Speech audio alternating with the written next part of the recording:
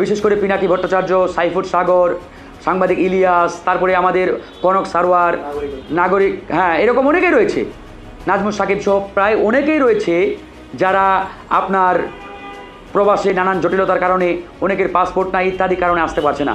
আমি মনে করি এই সরকারের উচিত অনতিবিলম্বে তাদেরকে প্রয়োজনে নির্বাহী আদেশ দিয়ে বাংলাদেশে নিয়ে আসা।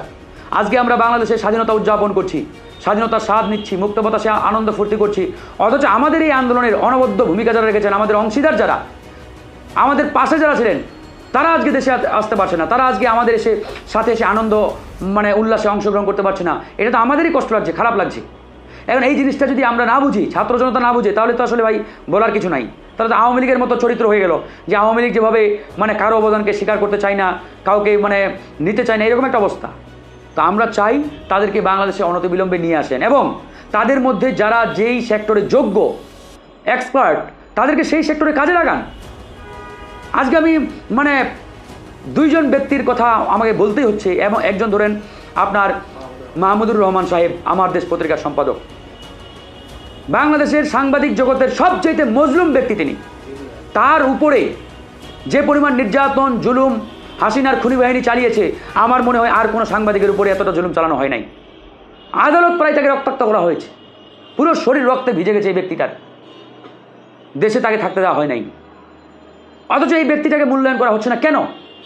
এবং তিনি জ্বালানি তেল, গ্যাস, খনিজ সম্পদ বিষয়ে সেই এক্সপার্ট, ওনার মতো এক্সপার্ট বাংলাদেশে আর একজন আপনি হয়তো খুঁজেও পাবেন না। অথচ খনিজ সম্পদ জ্বালানি বিষয়ক উপদেষ্টা হিসাবে আমরা চেয়েছিলাম তাকে নিয়োগ দেওয়া হবে, কিন্তু কেন দেওয়া হচ্ছে না, কী কারণে হচ্ছে না আমি জানি না। এবং উনি বাংলাদেশে যখন কোনো মানুষ, কোনো সংগঠন, কোনো রাজনৈতিক দল ভারতীয় আগ্রাসনের বিরুদ্ধে কথা বলার সাহস করে নাই, সেই সময় সর্বপ্রথম বাংলাদেশে ইন্ডিয়ান আগ্রাসনের বিরুদ্ধে প্রতিবাদ করেছেন, কলাম লিখেছেন মাহমুদুর রহমান সাহেব। অর্থাৎ ভারতীয় আগ্রাসনের একজন অগ্রদূত বলতে পারেন তাকে এই বাংলাদেশে। তো এই কারণে উনাকে তো এই জায়গায় আসলে সবার আগে মূল্যায়ন করা উচিত ছিল। আমি এটা ডক্টর মোহাম্মদ ইউনূস স্যারের সাথে আমাদের যখন মিটিং হয়, সেই মিটিংয়েও বলেছি যে এই আন্দোলন শুধু বাংলাদেশের জনগণই করে নাই, ছাত্র জনতাই করে নাই। এই আন্দোলনে অনবদ্য একটা ভূমিকা রেখেছে আমাদের প্রবাসী ভাই বোনেরা, বিশেষ করে প্রবাসী যে অ্যাক্টিভিস্ট যারা রয়েছেন, তারা যে বলিষ্ঠ ভূমিকা রেখেছেন, এটা আসলে ভাষায় প্রকাশ করার মতো না। বাংলাদেশে যখন ইন্টারনেট শাটডাউন, গণমাধ্যম চুপ, তখন তারাই তো এই প্রতিবাদ জারি রেখেছে। তাদের অবদান কোনো অংশে কম নয়। সেই জায়গায় নানান কারণে, নানান জটিলতায় তারা দেশে ফিরে আসতে পারছেন না, তাদেরকে মূল্যায়ন করা হচ্ছে না। এটা অনতিবিলম্বে করা হোক। অনেকেই বিভিন্ন দেশে কারাগারে বন্দী রয়েছেন, শেখ হাসিনার পতন আন্দোলনে অংশগ্রহণ করার কারণে, প্রতিবাদ করার কারণে তাদেরকে মুক্তির ব্যবস্থা এখনও করা হচ্ছে না।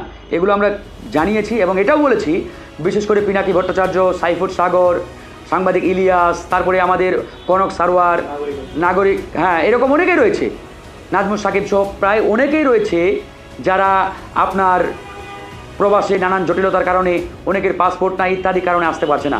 আমি মনে করি এই সরকারের উচিত অনতিবিলম্বে তাদেরকে প্রয়োজনে নির্বাহী আদেশ দিয়ে বাংলাদেশে নিয়ে আসা।